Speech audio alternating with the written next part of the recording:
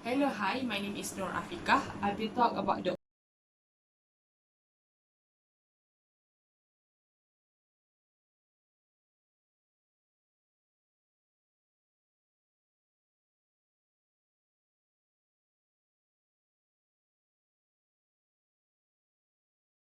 debt, which is about 138 million. So it has a critical stake for AirAsia. So our former Prime Minister, Dr. Mahathir, has offered to Tony Fernandez to take over the company or to reboot the company again. So in this case study, they had included extra informations for Tony Fernandez to consider about the over the Asia.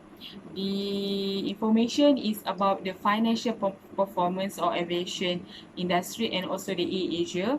Asia had quite a good financial performance, because at first they had a high debt, but in a subsequent year, the debt that be decreasing because the high demand of the passengers. And also about the Malaysian, because Malaysian during 90s and 2000, during 90s to 2000, they've been a developed country, so they've been invested to a lot of sectors, including tourism, which is give opportunity to aviation industry. And they also include the informations about the existing of Malaysia Airlines and the open of the KLIA, how the KLIA operate, how the Malaysia Airlines be transferred to KLIA, and also the other informations about three low fare ticket airline company, which Southwest Airlines, Ryan Air, and EasyJet. That's all for me. Thank you. Assalamualaikum. My name is Syed Syahir bin Syed Ellias. My merchant number is 272395. So I will be present about the two strategies that implemented by AirAsia Malaysia. So one of the strategies that has been implemented by AirAsia Malaysia is by implementing a low fare, no frills into cost leadership strategy. In general, cost leadership is where the company that choose this strategy that tends to offer a product with a similar quality or traits to the target audience or customer that may find appealing. Since AirAsia strategy is based on low fare, no frills, there is no doubt that this company is a pioneer in Asia when it comes to air travel innovator.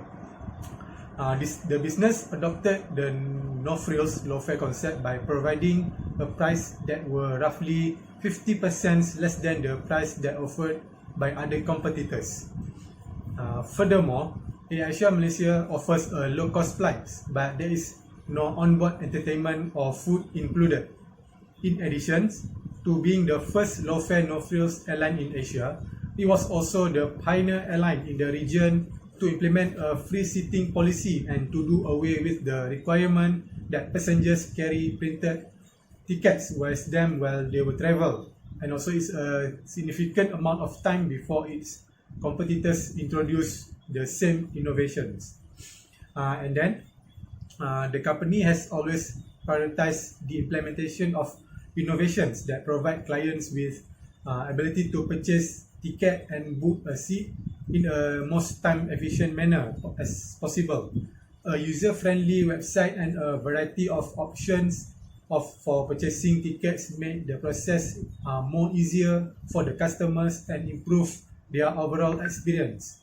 In this sense, the first element of Asia strategy might be considered an effort to introduce innovation in various aspects of the airline's operations.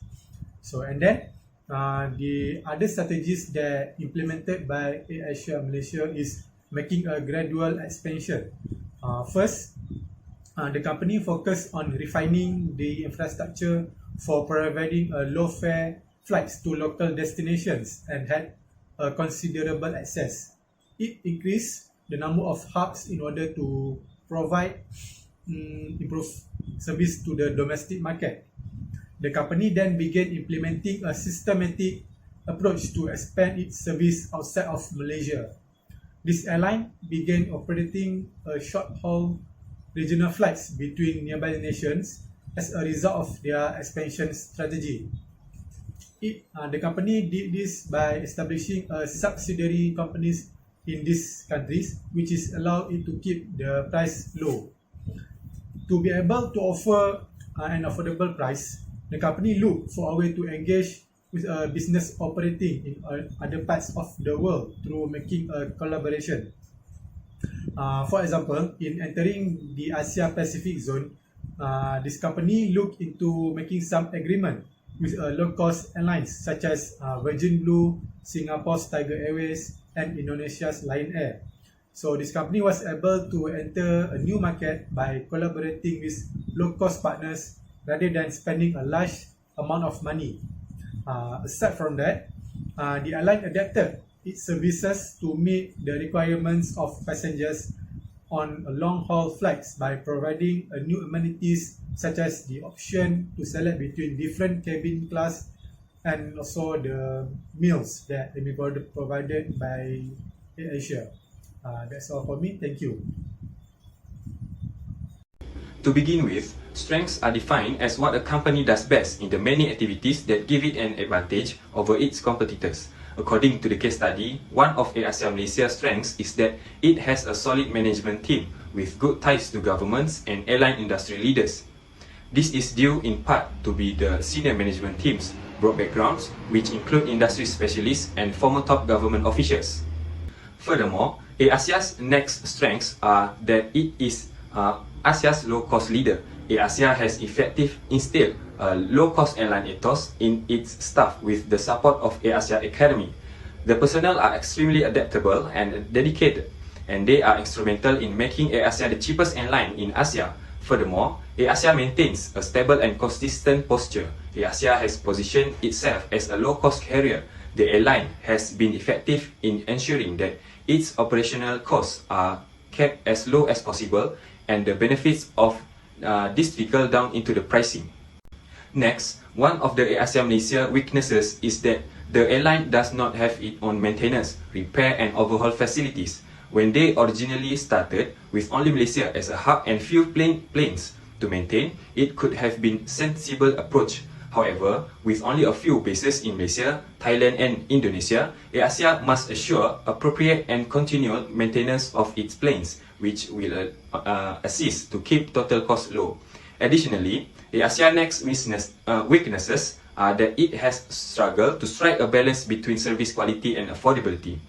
The image of AirAsia is that of low-cost carrier. Customers, on the other hand, are unwilling to compromise on quality only to save money, and customer happiness is determined by the quality of services provided.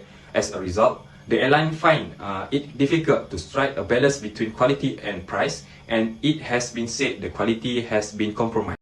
Assalamualaikum and a very good day to Doctor and fellow friends. My name is Aina Afiqah Binti Sazali and my metric number is 268032, and I'm going to present about the two opportunities and the two threats of case study of AirAsia Malaysian 2001. Okay, we are going to discuss the two opportunities and the two threats of the AirAsia Malaysia 2001 case study. So firstly, we're going through with the opportunity first. The first one of the opportunities is Malaysian government support. Okay, at this point, the Malaysian government supported the establishment of AirAsia in 2001 to help boost the underused Kuala Lumpur International Airport. There are plans to turn Senai, Malaysia into a transportation hub that rivals Singapore's. It is therefore possible to fly to Bangkok from Johor Bahru in southern Malaysia by utilizing the Senai Airport. Okay, we move to the point number 2, which is the AirAsia go to a wide range of destinations at a low cost.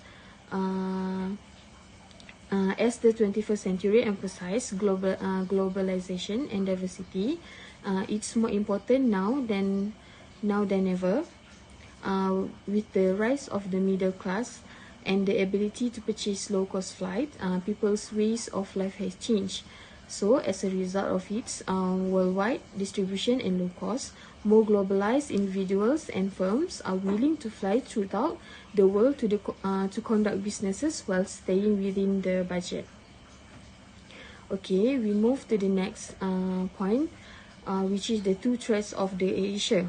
The first point, the first one is increase in the cost of fuels. Why we say that? Because the first quarter of 2017 could see a 30% decline in the net profit, mostly owing to the rising oil costs. So, because they are a low-cost carrier, AirAsia must effectively manage their finances in order to turn a profit while offering their services. However, according to the graph that called crude oil, the price of oil is rising. So, because the quantity of fuel used by an AirAsia jet to fly for 12 hours would be over 14 million gallons per year. This will have a detrimental impact on the environment. So it's possible that if fuel prices keep rising, the airlines will either have to raise fares or go out of businesses. So the last point is low-cost airlines are becoming more frequent. Low-cost carriers such as Emirates, Jetstar, and Peach enter the market. So competition occurs, and those with the lowest price get the passengers. Hence, it is possible that the lack of safety might force Asia to lose money, owing to the rise in fuel prices and the subsequent decline in rates to remain the competitive. So that's all from me. Thank you. Assalamualaikum and hi, my name is Syed Mazlan bin Syed matrix number 272412. Today I'm going to explain about the TOE matrix of AirAsia Berhad. TOE matrix can be defined as a framework to create, compare, decide and access business strategy. It stands for trade opportunities, weaknesses and strengths. It examines a business from an approach that refers marketing and administration. For the internal strength, the first one is AirAsia have a solid management team with good ties to government and airline industry leaders. Second one is they also have a strength in the low-cost leader. For the opportunity that we had in strength that AirAsia can use is they can utilize management teams and create more industry leader in future. Besides, AirAsia also can maintain low-cost destination for middle-class people while obtaining a good low-cost leader. For the internal weaknesses, AirAsia does not have its own maintenance, repair and overhaul facilities. Second one is they struggle to strike a balance between service quality and affordability. The opportunity that can AirAsia had in order to overcome their weaknesses is by utilizing Malaysian government in support their own facilities and maintain as low-cost airline. The second one is they need to make sure every range of destination balance between service quality and affordability in order to have customer trust. Thank you. Come in. Assalamualaikum warahmatullahi taala wabarakatuh. My name is Abdul Wafi bin Mahmad Faisaal, matric number 267839. I will talk about the external opportunities O, external threat T, strength threat ST, and weakness threat WT. Okay, for external opportunities, number one is Malaysian government support. Number two, the AirAsia grow to a wide range of destinations at a low cost. For external threat, number one is increase in the cost of fuels.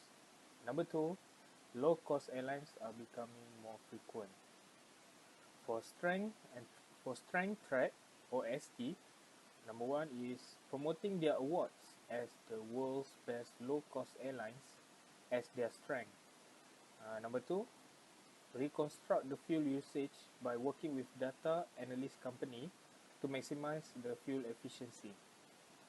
For weakness threat or WT, number one, recruiting technological employees of maintenance, repair and overhaul facility operations.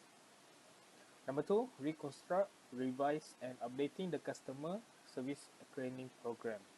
And lastly, increasing the route price and flight frequency so that the price can stay affordable. That's all for me. Thank you.